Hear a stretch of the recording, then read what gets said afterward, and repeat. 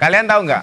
Nikah itu memang harus dipersiapkan. Benar. Jangan sampai kemudian nikahnya kecepatan, tapi juga cepat cerainya. Aduh iya ya.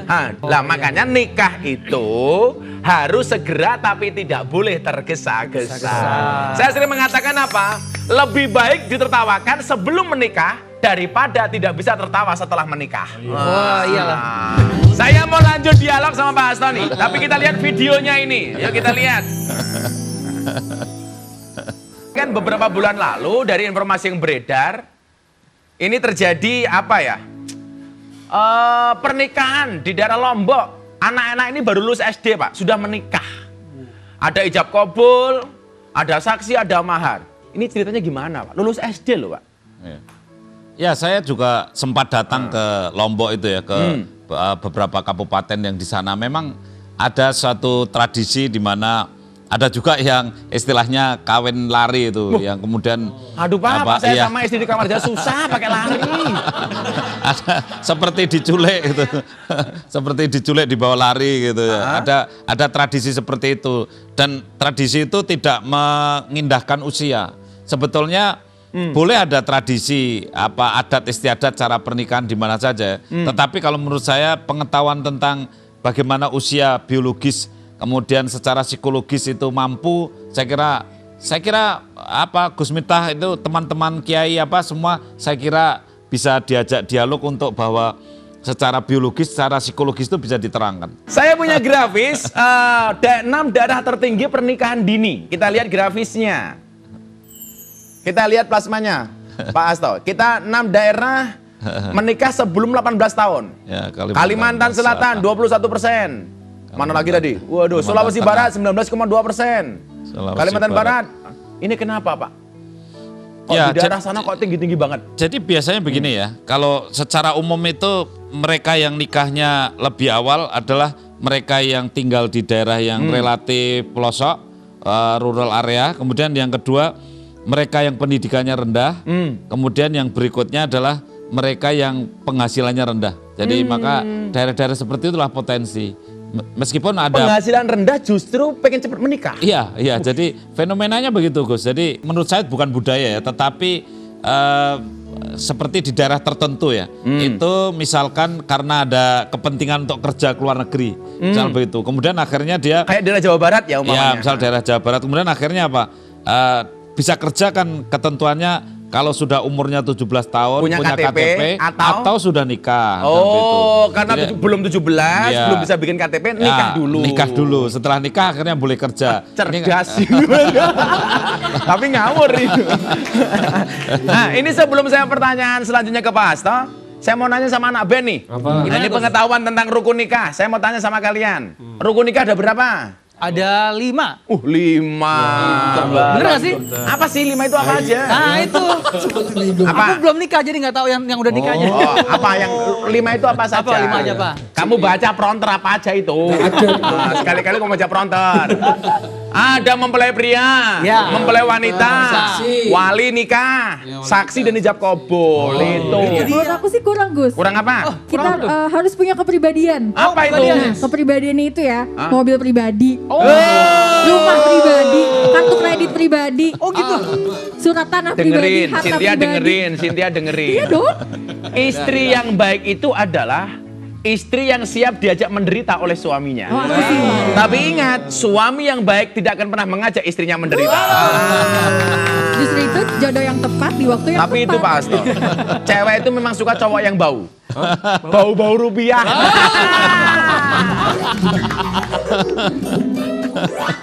Tapi kalau cewek sekarang memang suka cowok pendiam sih. Diam-diam transfer. Kita lanjut Mas. Dalam Undang-Undang Nomor 16 Tahun 2019 mengubah batas usia menikah dari 16 tahun menjadi 19 tahun. Padahal secara biologis usia ideal perempuan menikah hamil itu usia 20 tahun. Nah, Bapak kan dulu juga dokter spesialis kebidanan. Sampai sekarang dong. Sampai sekarang ya? Oh, dokter dulu, itu nggak pensiun. Oh, nggak ada pensiun Pak ya? Oh, oke. Lah ini menurut Bapak gimana? Usianya nikah 19 padahal produksi hamil 20. Ya, sebetulnya kalau undang-undang itu ditaati kemudian mereka nikah usia 19 tahun, Nanti hamilnya pas 20 ya? Iya, itu sudah bagus. Karena apa? Nanti kemudian hamil pada usia 20 tahun, setelah usia 20 tahun baru dia melahirkan gitu. Karena memang tadi saya sampaikan melahirkan yang ideal antara usia 20 tahun minimal dan maksimal 35 tahun. Jadi kalau itu ditaati sudah bagus. Tapi dalam undang-undang tersebut kan ada poin yang menyebutkan orang tua boleh minta dispensasi pada pengadilan agama. Ya. Jadi kalau anak sebelum 19 tahun, ini kok kemudian orang tua pengen menikahkan anaknya, boleh minta dispensasi, Ya, terutama bagi mereka yang hamil duluan. Nah, Ya. pandangan Pak Hasto. Ya itu kan hanya alasan yang sangat khusus ya, sangat-sangat khusus. Lah saya kisah meteng dhisik wokeh ya, Pak. Ya itu ya contohnya yang tadi yang hamil duluan itu memang accident ya. Kejadian-kejadian seperti itulah yang kemudian boleh diberikan dispensasi karena mau gimana Tapi lagi. ini banyak ya, Pak. Kalau Ya. kemudian ada dispensasi seperti ini, bagaimana bisa menekan itu, Pak? Ya itu Batas tugasnya, umur. menurut saya sih ya tugasnya BKKBN tapi juga tugasnya para kiai, ustadz, Gus seperti Gus Miftah ini. Lah wong aku urung dikontrak ya, Pak.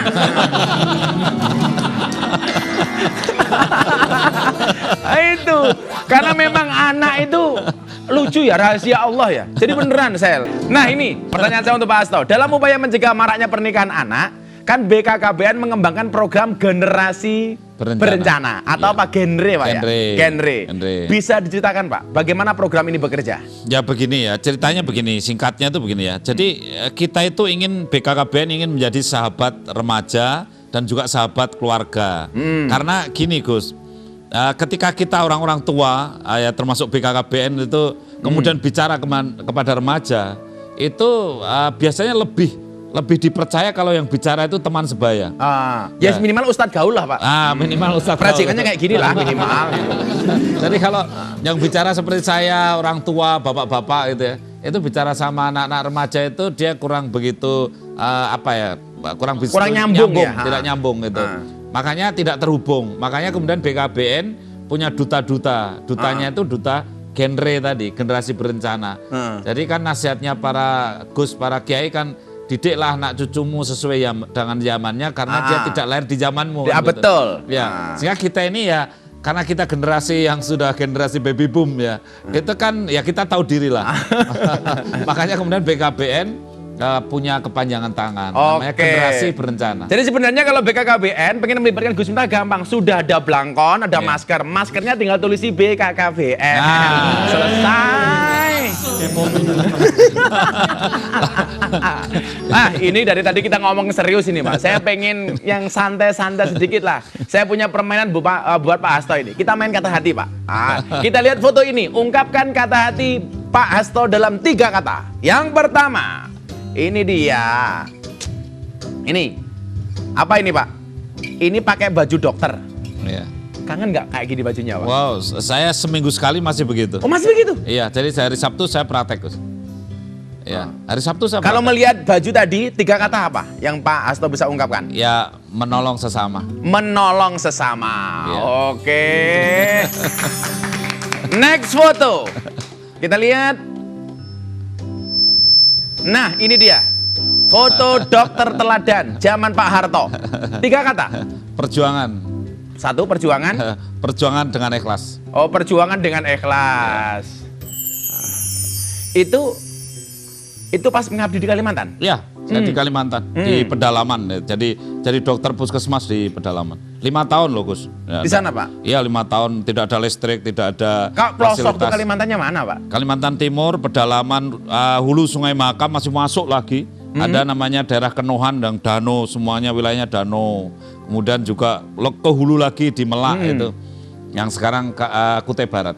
Ada nggak pengalaman yang paling berkesan ketika bertugas di pelosok Kalimantan? Yang paling berkesan itu kalau kita nyuntik pasien itu kan mereka itu kan di perahunya dia. Saya di perahu saya. Kalau dia suruh pindah ke perahu saya nggak mau. Jadi dia itu maunya hanya menyorongkan pantatnya ke perahu saya gitu. Kemudian saya suntik dari perahu saya gitu. Oh, jadi dokternya di situ, Iya, pasien di sini. Iya, itu yang tidak pernah bisa saya lupakan ya. Dan antrinya kan banyak, sehingga kadang-kadang perahu berikutnya sudah keluarkan pantatnya gitu kan. Jadi pasien sudah di sana, masih di sana, Iya. sudah dibuka bokongnya Pak. Iya, antri gitu. Jadi suatu saat kan jarum saya masih nempel di pantatnya pasien itu sudah didorong pasien berikutnya gitu. Sehingga jarum saya ikut pantatnya yang Kalau anak band, kalian cita-citanya apa? Jadi main musik. Aduh, main musik. Iya. Saya punya teman satu itu penyanyi dangdut. Tapi memang bener. Akhirnya dia mendapatkan apa yang dia cita-citakan, Pak. Jadi menjadi penyanyi dangdut adalah cita-cita dari cita-citata. Yang dari dulu cita-citata, cita-citakan. Wah, mumet aku, Pak. Piye wih. Bapak ngerti kan tuh? Nah, ini ngomong soal cita-cita. Pak Asto dulu memang bener, pengen jadi dokter hewan. ya waktu SMP apa itu masih cita-cita saya dokter hewan karena saya sejak kecil itu pekerjaan saya mengembala kambing, pelihara ayam gitu. Tapi kenapa kok kemudian dari dokter hewan kok tahu-tahu jadi dokter kebidanan? Kan jodoh banget tuh, Pak. Apa bokongnya sapi padha karo bokongnya sopo itu kan enggak. Nah, itu. Saya tidak tahu kalau menjawab itu memang nggak tahu.